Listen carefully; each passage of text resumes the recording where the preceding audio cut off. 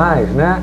Você tem as mesmas notícias, não tem o furo de reportagem do jornal X, não existe mais. Mas o jornalismo hoje é entretenimento também, Celso. A primeira coisa que essas grandes empresas fazem é acabar com o jornalismo. A primeira coisa que essas grandes empresas, quando assumem os meios de comunicação, elas fazem é acabar com o jornalismo. Se o jornalismo não for entretenimento, ele não vende. Então, o que o William Bonner deu uma entrevista, não lembro agora a revista qual foi, que ele fala o seguinte: sabe para quem que o William Bonner faz o Jornal Nacional? Pro Homer Simpson. Ele falou isso, sabe por quê? Porque ele fala que ele faz pro cidadão comum, pro Homer Simpson. Qualquer um que assiste Simpson uma vez sabe que ele é um imbecil. Você sabe que o Homer Simpson é um imbecil. E o William Bonner, ele virou e falou assim: nós fazemos um Jornal Nacional para o Homer Simpson. Que esse cara não quer pensar, esse cara não quer se dar o trabalho de refletir. Quer dizer, essa já é, ele é o emissor, né? Entendi. Essa já é a visão do emissor. Se nós que somos os receptores reproduzimos isso e reforçamos isso, e de que forma que nós reproduzimos e reforçamos? Nós não trocamos de canal, nós assistimos. É complicado. Né? Acho que a salvação está nessas TVs aqui, então, do governo Lula, para melhorar essas desigualdades. ProUni eu acho um ótimo exemplo. Eu falo isso com meus alunos da faculdade. Eu acho o ProUni um exemplo fantástico. Eu não sei se você vai ter condições de ter o ProUni por tanto tempo a ponto de analisar de fato o que ele mudou. Porque, na verdade, o que acontece hoje? Você tem, ao mesmo tempo que um aumento do investimento nas universidades públicas, então você aumentar os investimentos na universidade pública significa mais vagas. Então significa diminuir, né? Não resolve, mas você diminui, né, o déficit de vagas entre aqueles jovens que estão procurando a universidade pública. Só que, ao mesmo tempo, o governo, através do ProUni, ele exige das universidades privadas, que na sua maioria se intitulam filantrópicas, a Metodista dava bolsa, porque ela era filantrópica, ela dava bolsa. Mas para quem? Para quem tinha condição de pagar. E não para quem precisava filho mesmo, do pobre que precisava entrar. Com o ProUni, o que o governo fez? O governo exigiu da universidade a contrapartida social que ela teria de dar. Todas as faculdades, a pública e a particular. As faculdades particulares. O ProUni é nas particulares. Né? Nas públicas tem a política de cotas, é um outro sistema. Né? Nas particulares é o ProUni. Né? O que significa o ProUni?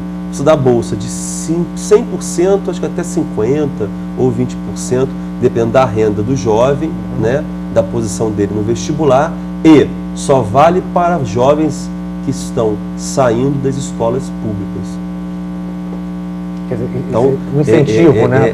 Aí o que eu acho interessante nisso, que eu falo com meus alunos, que isso no tempo pode ser uma grande mudança na forma de pensar a educação no Brasil. Por quê? Porque você está dando possibilidade do jovem que não ia conseguir passar na escola pública, na faculdade pública, né? E que não ia conseguir frequentar a escola particular, a universidade particular, porque não teria dinheiro para pagar. Você está dando a chance dele entrar na universidade. E se você sempre falou, ENAD, as maiores notas foram dos alunos do ProUni. E eu falava isso na faculdade, porque meus alunos que vinham do ProUni obtinham uma nota fantástica, mais, porque também a bolsa, o aluno tem que ter média. Tem que ter média, senão ele perde a bolsa. Então, os meus alunos, eu só teve um caso de um aluno do ProUni que esse teve muita dificuldade e a nota dele sempre foi muito baixa, ele teve dificuldade de manter a nota. Né? Mas todos os outros que eu identifiquei como sendo do ProUni e que conversaram falando que eram do ProUni, eu fiquei assim, muito feliz de ver a produção deles, né, em sala de aula e o resultado disso nas notas. Né? O que eu acho interessante nessa medida da Universidade para Todos, do ProUni? É que você percebe só o seguinte: só vale para alunos egressos de escolas públicas, do ensino médio, né, dessa idade. O que você está fazendo aí? Você está falando o seguinte: o aluno da escola pública, ele tem direito à bolsa integral na universidade particular, desde que é alcançado lá tem um vestibular e tem um mérito. Você pode estar fazendo com que a classe média, continuando esse processo, né, por muito tempo, o que a classe média vai fazer? Eu vou pôr meu filho na escola pública. A classe média abandonou a escola pública. Abandonou a escola pública. Nem os professores que dão aula na escola pública, na sua maioria, não colocam seus filhos na escola pública. Eles colocam na escola particular. A classe média abandonou o projeto de ensino público no Brasil. E ao abandonar esse projeto, é lógico que a classe média ela vira as costas para isso. Não é um problema que a classe média se toca. Né? O que acontece na escola pública, você pode passar sem saber, sem ler. Na verdade, a classe média no Brasil está pouco se importando com isso. Essa que é a verdade. É duro falar isso, mas é verdade. Então, o ProUni, assim, eu acho que eu estou falando aqui uma coisa assim, pode ser até bobo, porque eu estou projetando muito no futuro. Mas hoje você já tem uma mudança significativa, que é você dar acesso à universidade a quem não teria. Quem não teria, e ao longo do tempo, você pode estar, na verdade, aí criando uma ferramenta que vai fazer com que a própria classe média se volte para a escola pública.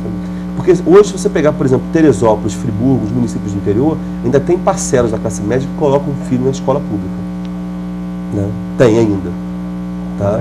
Até porque, se você for pegar, tem município aqui nossos, né, vizinhos, que nem escola particular tem, né, Celso? É, lógico. Tem vizinhos nossos aqui que o filho do dono do botequim, do dono do armazém e do peão vai para a escola pública do mesmo jeito, porque ele não tem outra opção. Teresópolis, Friburgo tem outra opção, mas ainda tem parcelas das pessoas da classe média que optam por colocar o filho na escola pública. Mas isso não é a realidade de Rio de Janeiro e São Paulo. Isso é verdade. Né? Então, esse ProUni pode ser uma experiência, está sendo, eu acho que inovadora, e pode ser uma experiência muito mais revolucionária do que parece, porque eu acho que ao longo do tempo vai dar uma guinada. Agora, não pode deixar de investir na escola pública, e não pode deixar de investir na universidade pública, que isso o governo também vem fazendo. Sandro, olha só, a gente está terminando, tá? Uma última pergunta, bem direta, para a gente encerrar essa entrevista. Para onde a sociedade brasileira está caminhando? É complicado essa resposta. É complicado, né? Tem que ter outro programa. Tem que ter outro. Olha, a gente já deixa alinhavado para outro. Eu acho que nós temos que também separar aí o seguinte, a gente não fala de sociedade brasileira, né? Eu acho que assim, o Brasil, eu sou um otimista, eu acho que ele está... É isso que eu queria, você tem esperança no país? Tá, mas se você vê, hoje nós vivemos uma situação, embora todos os problemas, nós vivemos uma situação muito interessante em termos de investimento, em termos de melhoria da economia, né? Diminuição da desigualdade, diminuiu pouco, mas você vê que depois de muito tempo o Brasil conseguiu fazer uma flexão para baixo no processo de desigualdade. Tem muito que melhorar? Tem, mas eu acho que está construindo um processo. Você está no caminho certo, então. E tem um outro detalhe também que tem que levar em consideração, e é o seguinte, tomar o cuidado com a forma que a informação ela chega para a gente. O que eu quero dizer com isso? Como falar que nós estamos bem, o Rio de Janeiro sendo a cidade mais violenta do Brasil? Mas ela não é mais violenta do Brasil. Esse é o que a mídia passa pra gente. Sim. Então toma cuidado como a forma da informação vem. Né? A gente fala assim, o Rio de Janeiro é a mais violenta do Brasil. Ela não é a mais violenta do Brasil. Ela é que nos parece mais violenta porque assim a mídia passa. Assim a informação chega até a gente.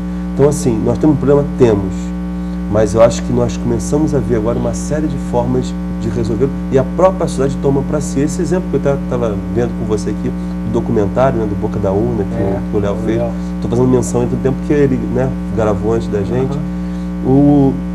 É um exemplo fantástico de uma iniciativa particular, né, de mostrar uma situação, de tentar mudar uma situação que existe. Né? E nós temos vários desses tipos de experiência espalhado pelo Brasil. Eu acho muito ruim quando falam que o Brasil não é um país de voluntários. O Brasil é, sim, um dos países que mais número de voluntários tem. Sabia disso? Nós somos um dos países que mais cede trabalho voluntário. E as pessoas falam que o brasileiro não gosta de trabalhar de forma voluntária. Isso é o que mais fala. Tem que se mudar, né? Essa forma e nós somos um país que mais trabalho voluntário tem. Nós somos um país hoje que tem diversas organizações de sociedade civil trabalhando em prol da mudança da situação de risco das pessoas. Né? O que a gente tem que tomar cuidado é o seguinte, é de olhar também para as coisas positivas que estão acontecendo. Eu acho que a gente está avançando enquanto sociedade. Eu acho que a sociedade mundial que apresenta um problema que nós temos como reflexo aqui, que é, muitas vezes, a incapacidade de valorizar o ser humano. Mas isso é mundial, isso não é só Brasil, não. Okay. Isso é do capitalismo, né? A gente muda isso. Obrigado. Ok?